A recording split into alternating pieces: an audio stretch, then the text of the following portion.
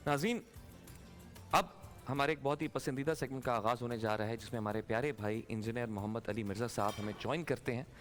आप एक religious scholar और रिसर्चर हैं और हमें ज्वाइन करते हैं झेलम से ऑल द वे लाइव। अस्सलाम वालेकुम अली भाई।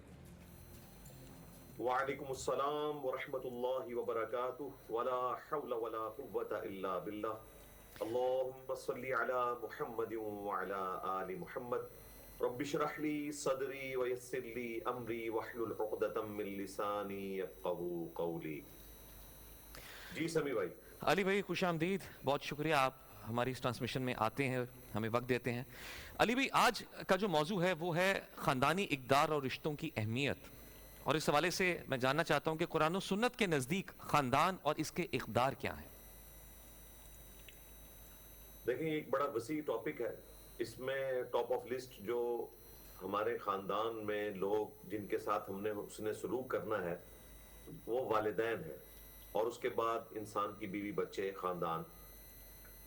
माँ बाप के हवाले से कुरान हकीम में 5 मकामात पर अल्लाह ताला ने तौहीद के बाद सबसे पहला हक माँ बाप का रखा है, और इसका क्लाइमेक्स जो है वो 10 कमांडमेंट्स हैं जो कुरान पाक में आई, जो बनी इसराइल को मिली थी, और उसका कुरानिक वर्जन सूरह बनी इसराइल में आया।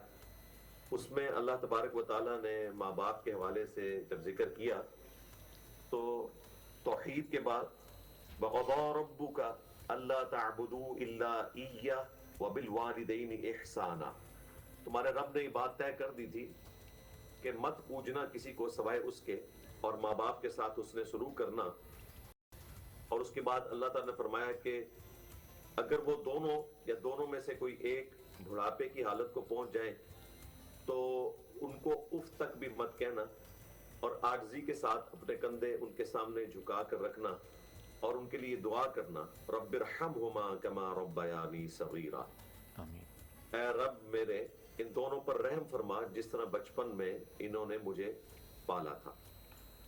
इसी तरीके से बुखारी और मुस्लिम में कई अहादीस हैं। उनमें से एक मशहूर हदीस है, एक सहाबी ने पूछा, या रसूलुल्लाह सल्लल्लाहु अलैहि वसल्लम, सारी मखलूक में सबसे बढ़कर मेरे हुस्ने सलूक का हकदार कौन है? तो आपने फरमाया तेरी माँ।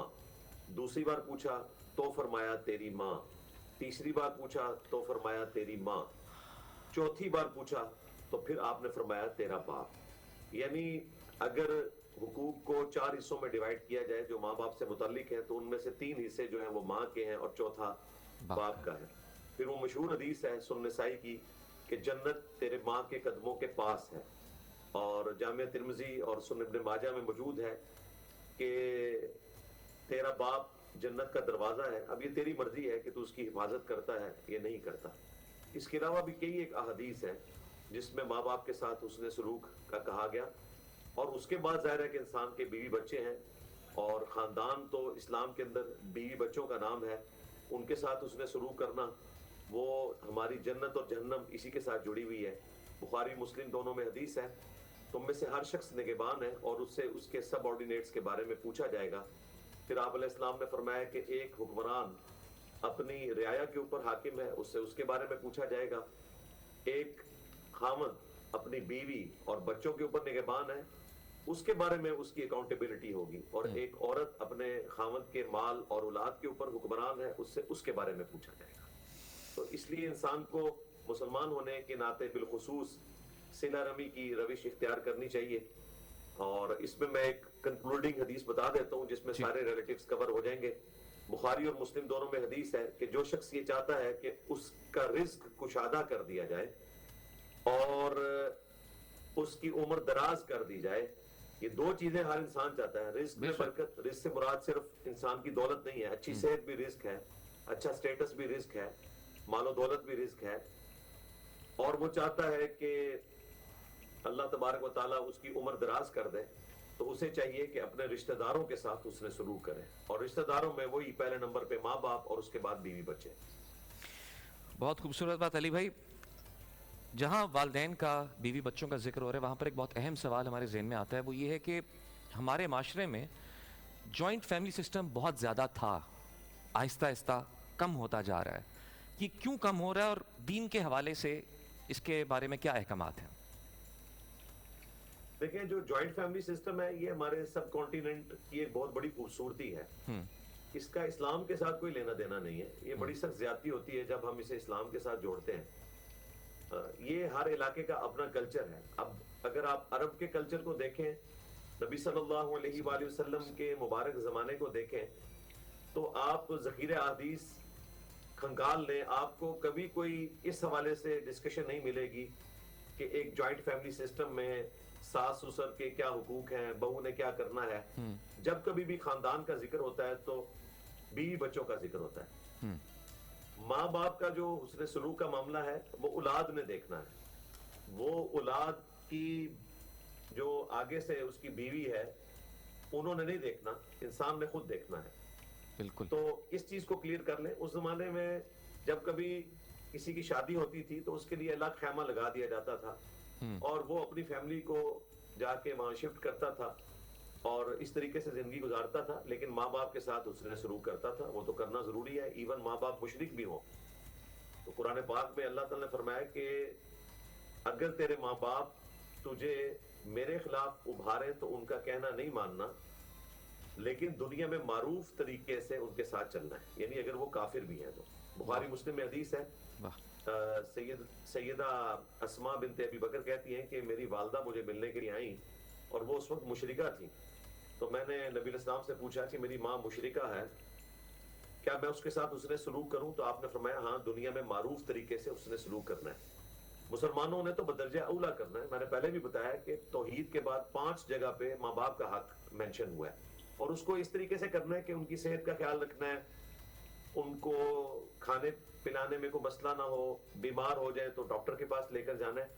لیکن اس کاسٹ کے اوپر نہیں کہ آپ کا اپنا خاندان بھی ڈسٹرب ہو, کیونکہ یہ ہمارے معاشرے میں بہت زیادہ ہے.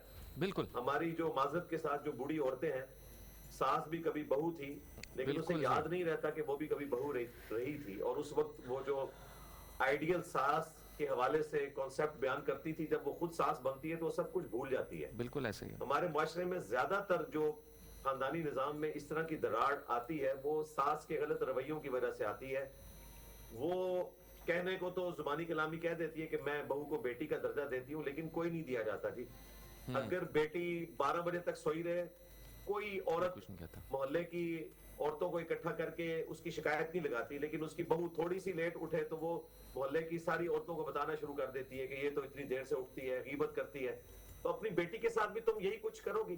اور اسے میں کنکلوڈ کروں اس حوالے سے کہ جو کچھ آپ ڈیمانڈ کرتے ہیں نا کہ آپ کی بیٹی کا ہسبینڈ اس کے ساتھ حسن سلوک کرے, وہی حسن سلوک آپ کو پھر ایکسپٹ کرنا چاہیے کہ آپ کا بیٹا بھی آپ کی بہو کے ساتھ کرے. بالکل. لیکن یہ انسان دوسرے چشمے کو جب لگا کے دیکھے پھر اس سے پتا چلتا ہے کسی کی تکلیف کا. تو جوائنٹ فیملی سسٹم کے ساتھ یہ باتیں جڑی ہوئی ہیں.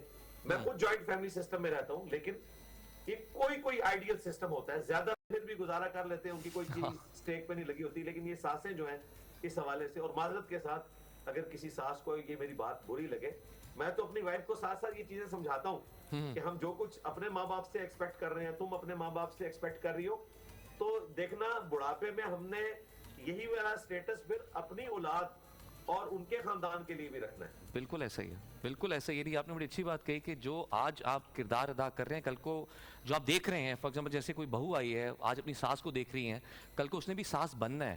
تو مت بھولیں کہ جب بہو تھی تو میرے ساتھ کیسا رویہ تھا اور مجھے کیا بہتر کرنا چاہیے. اچھا علی بھائی, ابھی جب والدین کا ذکر ہو رہا ہے, والدین فقط حکم دینے والے ہیں یا انہیں مشاورت بھی کرنی چاہیے؟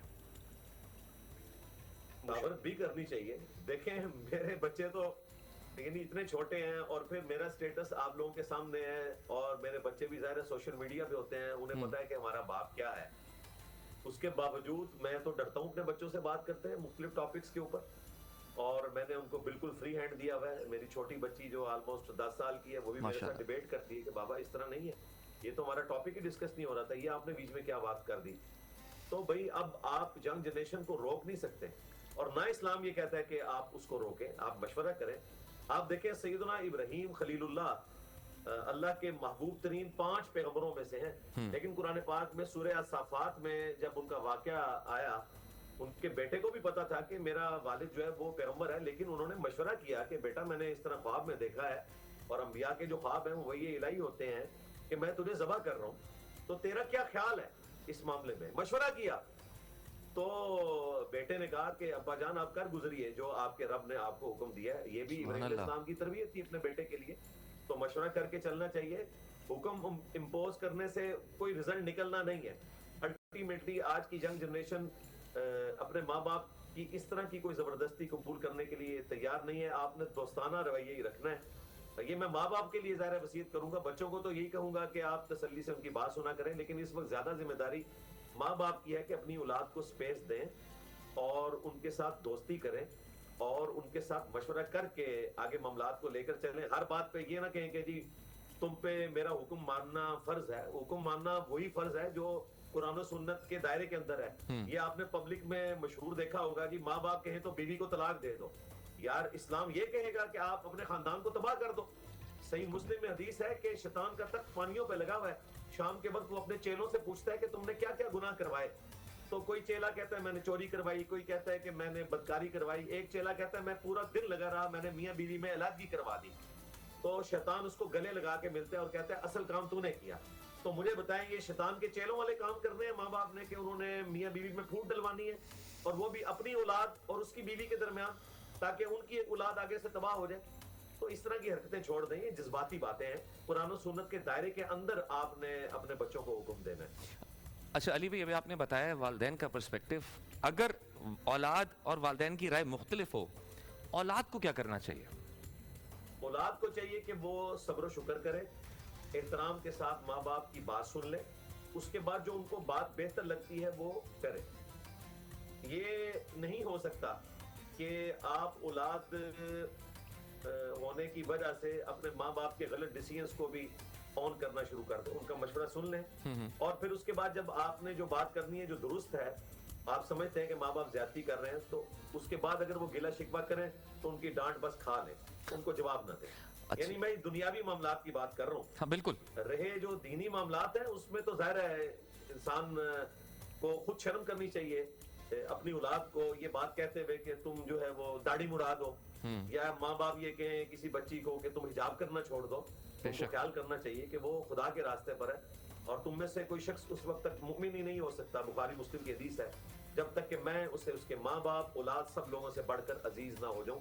اللہ اور اس کے محبوب صلی اللہ علیہ وآلہ وسلم ہمارے لیے ٹاپ پرائورٹی ہونے چاہیے. علی بھائی آپ کا بہت بہت شکریہ. بہت مزیدار نالج ملا, بہت مزیدار سوالوں کے جوابات ملے.